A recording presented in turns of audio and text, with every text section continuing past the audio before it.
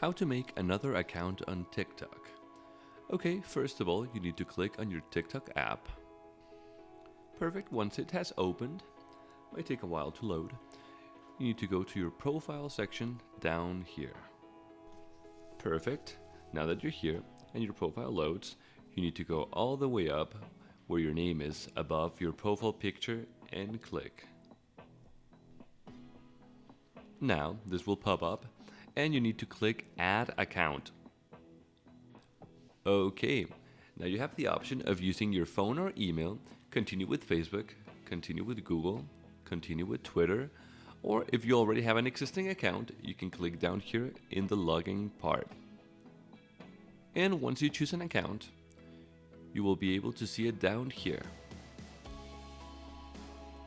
Perfect, so that's how you add accounts to TikTok.